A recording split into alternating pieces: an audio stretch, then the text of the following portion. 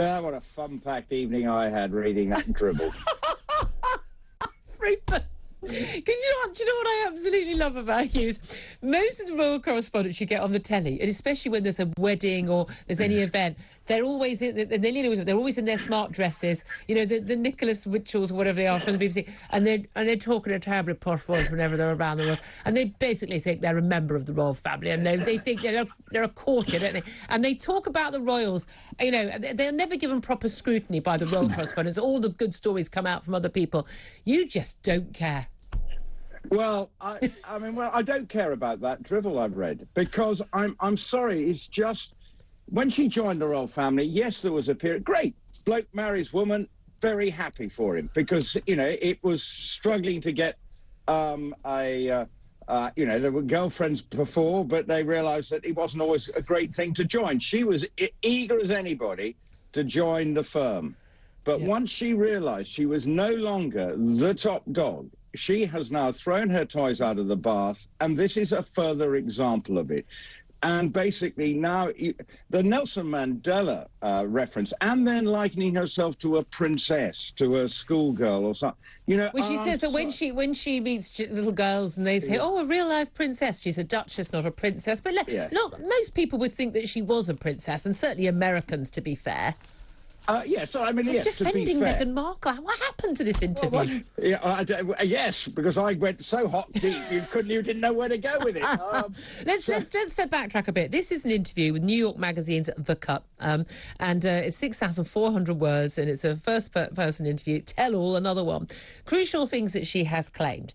First of all, that the couple were happy to leave the UK because she says just by existing, we were upsetting the dynamic of the hierarchy. And she says, so we go, okay, fine, let's get out of here, happy to. Now, one of the things she also says is that the Duke of Sussex, Prince Harry, had referred to, you know, losing his dad in this process. Now, suggesting he no longer has a relationship with Prince Charles. This has been queried by Omid Scobie, her biographer, not unofficially, but is officially, basically saying, no, what she said was, he said to her, you know, you've lost your dad, Thomas Markle, because of the marriage, and he didn't want to lose his. But you know, we weren't there at the interview. We don't know which she meant, but that's quite significant.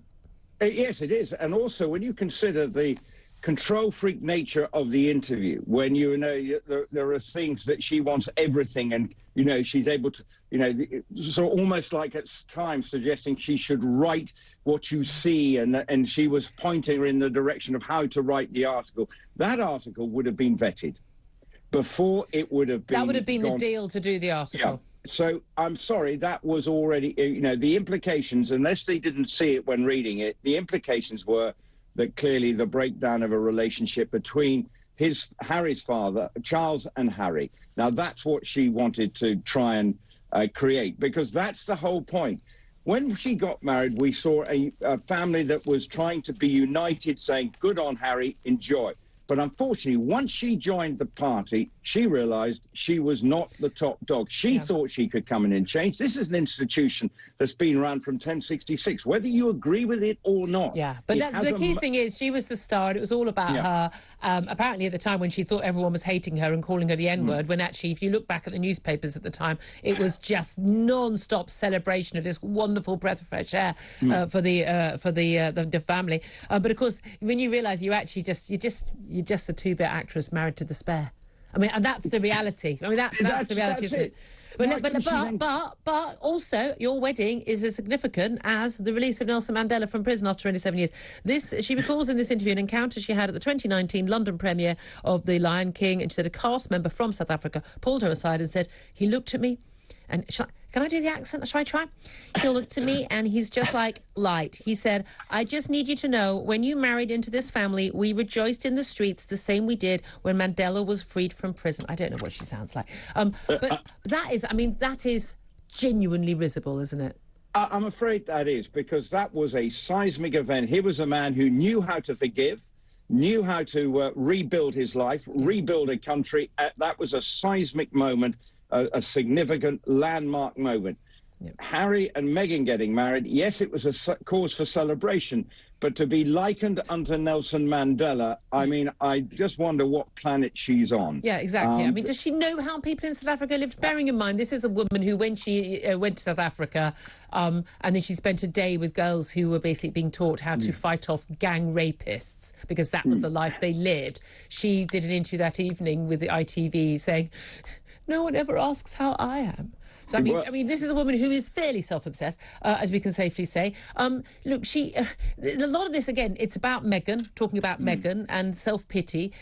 How well do you think this will go down with people around the world, or even in this country or America, who are suffering right now with an energy crisis? But one of the reports we've got today shows that millions of families in this country are just 19 days away from not being able to afford the essentials. And here she is moaning and whinging again.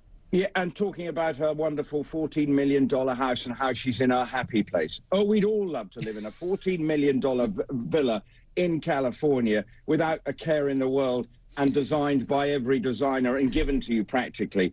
I am sorry, that's the point where people are saying enough is enough. Stop thinking you are hard done by, because you are not. You've still got all the trappings. You've still got all the trimmings. You don't have to worry about your energy bill. You don't have to worry about putting food on the table. Yeah. Think yourself lucky. Think yourself lucky. That's the point. I don't think Rupert's going to be on Meghan's Christmas card list this year. That's what I think.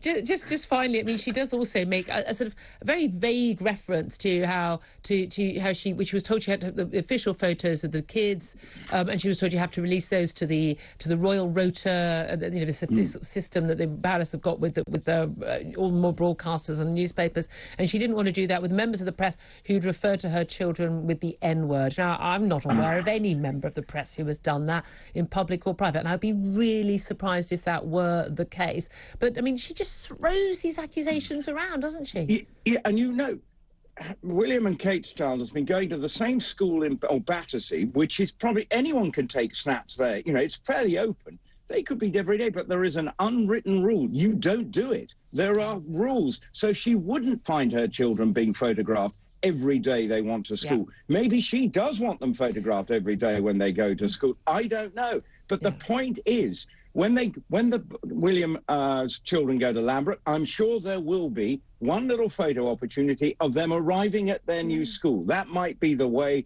that then say, that's it, up, no more.